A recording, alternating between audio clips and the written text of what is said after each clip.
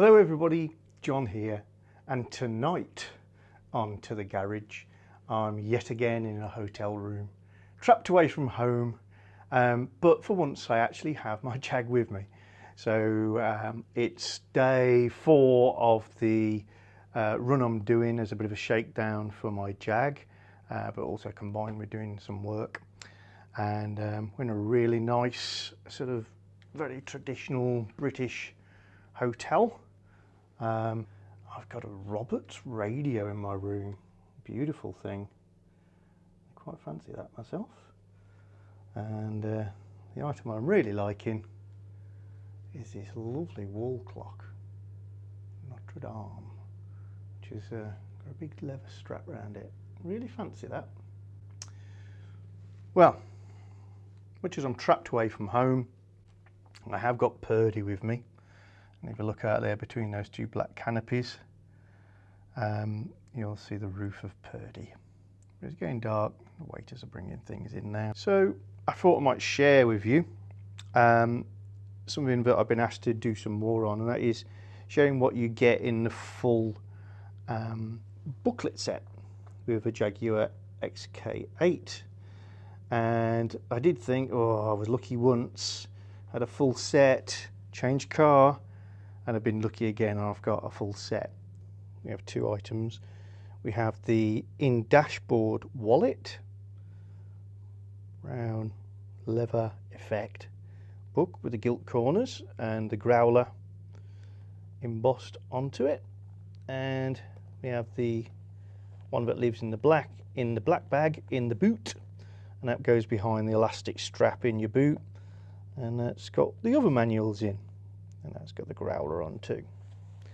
So let's have a little look at this. And for those of you who haven't seen the previous video with the secrets, this lives above your glove box. There's a slot there for this to actually live. Every car came with one. Not every car still got one, because it's an attractive little thing that people have kept over time. So in here, what there would have been originally, and I don't have, is the business card of the supplying dealer. This is a specialist car dealer who provided it to the person who owned it before me. We've also got the little security system card, giving you the most basic versions of how to lock your car and work the headlights off your remote, and how to open your car. Really like the material I've used for this. It's obviously a plastic, but made it look a little bit like silk just by embossing it with a swirly grain. Okay, we've got the growler motif in gold foil there. You've got the quick guide to how to use your car. Now, if anybody's had a reasonably new car, they'll know that this is quite a common thing to get. A really short version of the manual shows you what to do. A couple of interesting things about this one, I think anyway. So let's open it out. It's fan fold. First thing is, all of the stuff with the Jaguars, certainly of this era, has beautiful hand-drawn, what looks like colour wash, watercolour style drawings, paintings, and they're pieces of art in themselves. Really beautifully done. Very, very stylistic. Another thing that I'm always looking out for when I'm looking at car manuals, again I'm quite sad and love all the details on these sorts of things, is that the manuals would have to precede the vehicle launch by quite some period. You know, somebody commissioned somebody to, you know, please draw a picture of our seat controls, and we're going to display what they do. Can you give us an image that does that, please? That would have taken a little time. So this would have been created before the car was absolutely finalised. Hence you see a few things in these style of images that were original design intent but maybe never made it to production. So I'm always on the lookout for things like that. The other interesting thing is this isn't quite like the modern ones, because almost everything you look at say, oh, door switch pack. Right, I'd love to know how to adjust my mirrors. I'll have a little look at that. And actually it doesn't tell you anything. It says door mirror adjustment switch, see page 52. So in effect, what we've got here is just a contents booklet for where to look in the main manual, making it quite unusual. Do like this page. Again, it's got a really nice image, and I really enjoy the pictures. And this kind of gives the impression, but they really didn't know much what it was going to physically look like inside the boot of the car at this stage. All of the boot linings are in the charcoal colour. Also, it's got this area here for you to fill in your own tyre pressures. And that's quite interesting. Why did they not put the tyre pressures printed on the underside of the centre console lid? So they had them, they had a grid. Why don't they just put a grid here? No, a little space for you to fill it in yourself. Really good. So that's the quick guide. You know, it's got some really expensive gloss printing or laminate for the Jaguar XK8 bit. So we pop this back in the book holder, and at first glance it's empty, but over on this side there is something else. I pull that out, and in here we have the Jaguar radio code information. So this is the security info for resetting your radio. Very pleased to say this has never been touched. So we open this up. There's a little bit of information in the top there about if you take your battery off, how to put your code into your radio to get it to work again. You've only got 3 attempts at putting the right code in, or you've got to leave the radio turned on for 1 hour. A little bit in some other European languages. And then we've got these 2 plastic cards which are still attached, have never been removed from their folder. I know that the other sides are blank because I had a loose one with my previous car.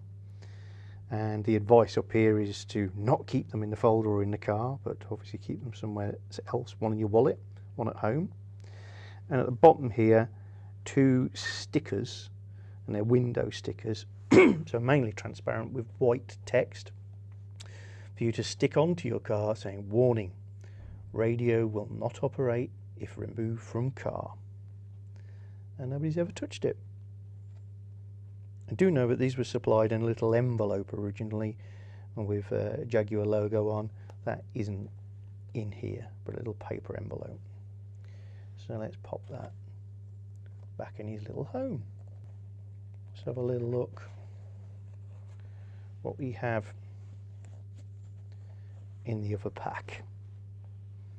So we have the Jaguar Service Record and Warranty Book. Again, I know it's quite sad of me, but I like this sort of stuff.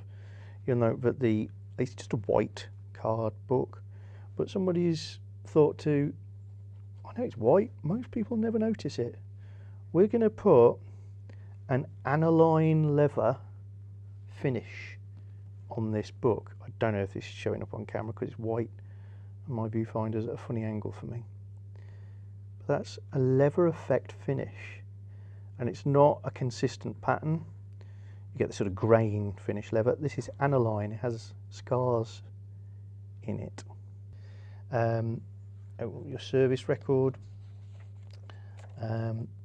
What we have in here is a little sticker. And the sticker gives the Jaguar's vehicle identification number, the VIN number, the engine number. So that means that you can check your engine number against this number. If it's different, chances are you've got a steel linered engine, even on an early one. X100, which is actually a factory code name, but it actually appears in this book. So that's a little odd. And the actual date of handover. So you can see my car was handed over on the 4th of the 10th, 96. That's when it got to the dealer and got handed to its customer. So this is a very, very early car. You have the original supply and dealer's stamp. And again, yes, people talk about stamp collectors. I'm a stamp collector. It's got the Jaguar Daimler logo. Again, aging the stamp because Jaguar Daimler did not carry on very much longer as a brand after 96, 97. Somebody will correct me and tell me the actual year, but Daimler cars disappeared off the scene quite soon. On the next page, there is something that I want to investigate more. I don't know what this is. I suspect, I can guess it. This is a recall, campaign 5815, action, check only, date 23rd of the 4th, 97, so very early.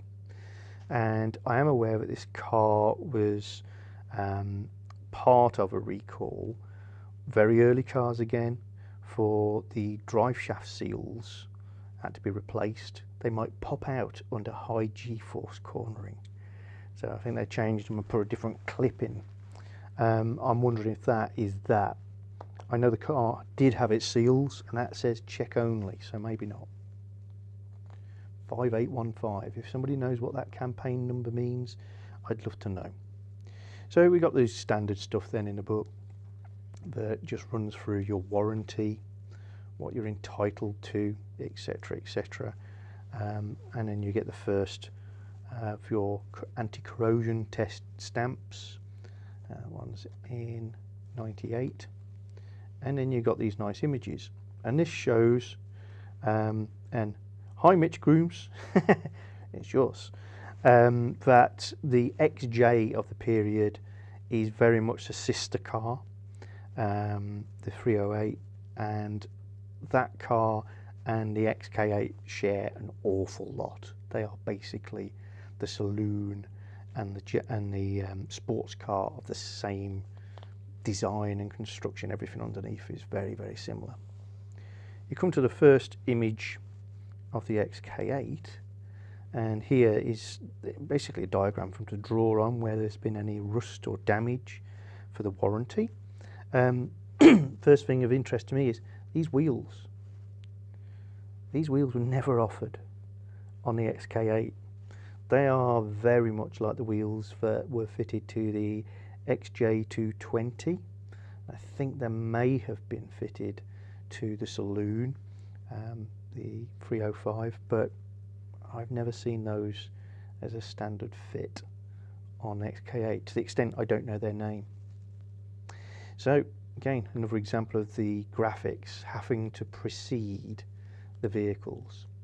So you've got this series of images allowing to put any corrosion on, and then the service history.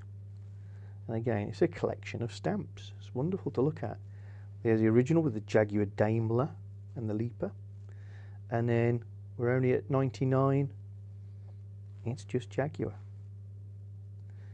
So great stuff can be gleaned from a service manual like that. And there's its code number. Next one is the big one, the driver's handbook. Mine's got fingerprints all over it. I'm going to see if I can do something to clean that up. I don't want to damage it, but just for my own interest, I'm going to see if I can clean those oily fingerprints off. I like this one because it's colour, and it's got another couple of nice, interesting things in here. Getting great imagery. Reminds me of children's books, like Ladybird books if you're in the UK. The style is very, very much the same, and it's even got a little signature down there. And we've got these royal warrants. They don't mean anything outside the UK. In the UK, they mean a little something, and most people not even really register they're there. But I love them. Really interesting. A royal warrant is basically companies are given the right to display these logos, these crests, these heraldic shields, etc. if they supply product directly to members of the royal family. So that means that literally this person said, I would like to buy one of your products, please. They probably didn't pay because of who they were, but they literally owned a product. So it's quite a big deal to have a royal warrant. It can be withdrawn at any point, i.e. if you upset the person, they take away the badge even though they owned and purchased a Jaguar. And the royal warrants which relate to this are by appointment to Her Majesty the Queen Elizabeth II.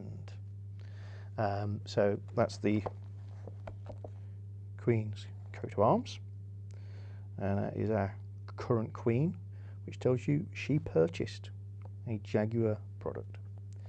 The next one with the two lions, one of them with the bizarre red dragon legs. Just move the light so you can see a little bit better. That's by appointment to Her Majesty Queen Elizabeth the Queen Mother, so our Queen's mother. And the three feathers, very distinct, the one that really stands out and is easy to spot, three feathers, is by appointment to His Royal Highness the Prince of Wales, so Prince Charles to the rest of the world. So those three people, at the point this book was printed, had purchased a Jaguar product for their personal consumption and allowed Jaguar to use their crests. Quite a big deal in the UK probably, and not too much elsewhere, but yeah, we like that sort of stuff. So again, nice series of images. I note on here that the date of manufacture, this stuff here, date of manufacture information is different in Australia, where it's stamped on the battery tray. I'm pretty sure it's stamped on the battery tray in my car as well. I'll have to check that out, but it's very odd that Australia would want their battery tray stamped and none of us would have the same thing. Why would you do that? So the rest of this you guys know, but again, imagery had to precede the vehicle. So some of the pictures of things like instruments aren't quite right. I'm not going to pore over them for too long.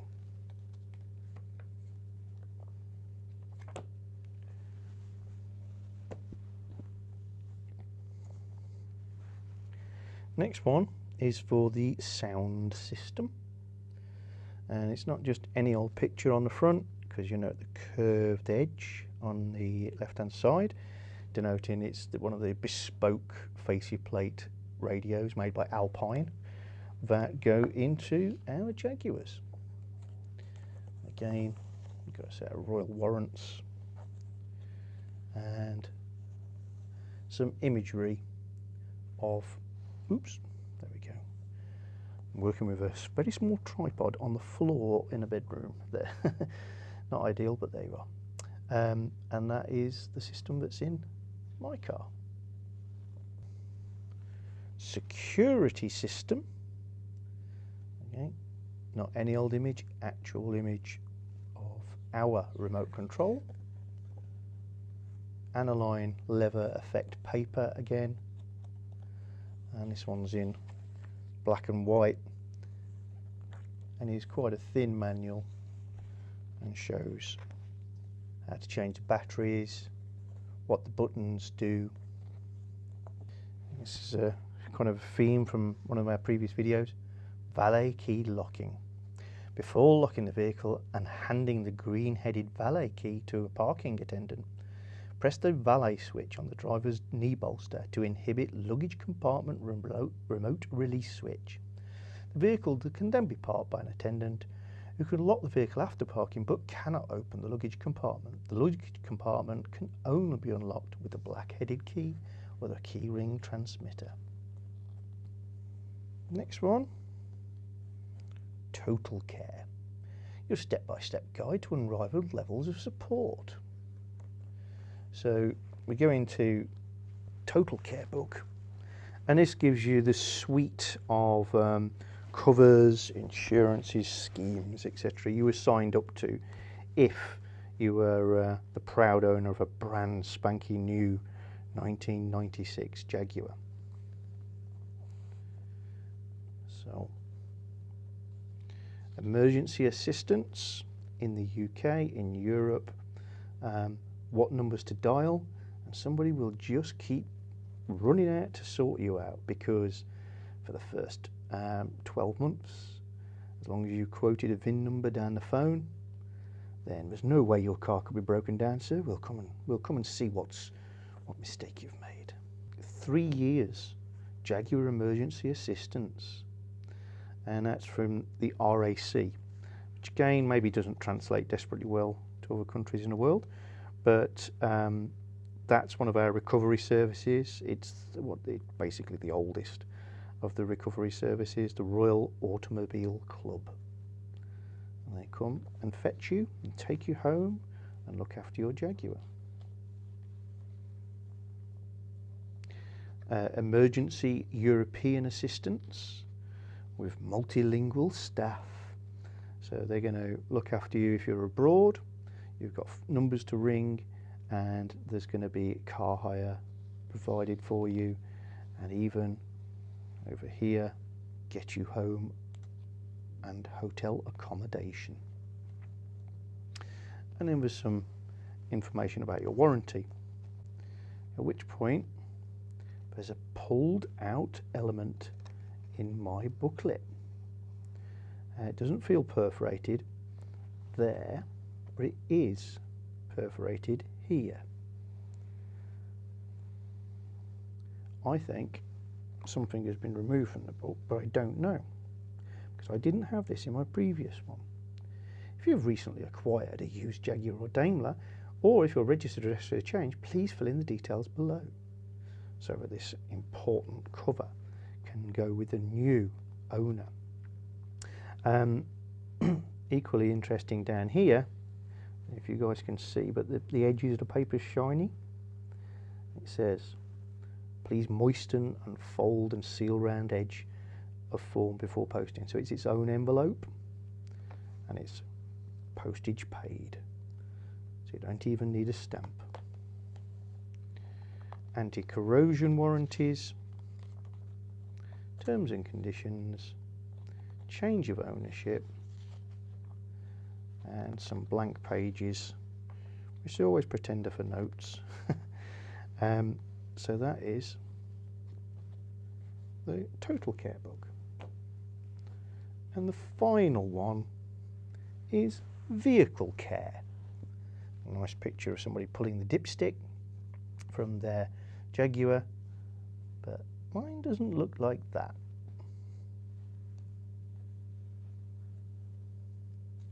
And this takes us through, so move to the interesting bits. Cleaning, aerial care and cleaning of the fabric hood. And the aerial care, regular cleaning with a special aerial cleaner will ensure smooth and reliable operation of the aerial. Always wipe the aerial in an upwards direction and lubricate with an aerial maintenance wipe cloth. I've never heard of aerial cleaner, and I haven't got an aerial maintenance wipe cloth. Really, really interesting. So I don't know what that's all about. I don't think there ever was such a thing. That might be just to scare you into a dealership. And on the hood, dry cleaning, use a soft brush. Brush the material in one direction only, from front to rear. Interesting. I wonder why. Is it the nap? Does it go one way? I shall look. and wet cleaning, remove dirt with a soft brush as detailed above, then shampoo with Jaguar soft top cleaner and lukewarm water. Follow the instructions, thoroughly rinse with lukewarm water and leave to dry thoroughly. When the top and seals are dry, apply Jaguar soft top waterproofing spray to top and seals, carefully following the instructions. It'd be interesting to know if you can still get some of these legendary things like aerial cleaner from Jaguar's parts department. I might investigate that just because I am that sad. And there's a whole series of images, including the dipstick done the right way, T-shape. They don't have that one, or am I mistaken? Does somebody know why that image is there? Is it again a pre-production error by the artist? Could be. So again, some really nice images, like this one of the spare wheel coming out. Somebody's gone to the trouble of drawing the polystyrene block that has the tools in. For another day, I'll tell you, I've worked with the company that makes the polystyrene block and packs all the tools into that. Really, really interesting company. That's for another day. So, just basically you've shared me spending a bit of time on my own in my room reading through some of the manuals for my car. Anyway, I shall be back home soon at the weekend, hopefully, and we've got some more videos to make, and look forward to chatting with you guys in the great community that we're building online on YouTube. Loving all the comments. Please subscribe if you haven't. Press the little bell icon, then you get a notification when a new video is coming up. And I definitely am going to do some more live stuff, and maybe a couple more premieres as well coming up soon. So if you've got the bell icon clicked, then I can let you know about it before it happens and you don't miss out on those things.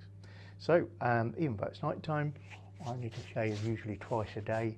I think I better have another shave before I get into bed, else I'm going to wreck the pillows. I don't know what's happening to me. There's no hair on top of my head. My whiskers are growing twice as fast as they should. Age.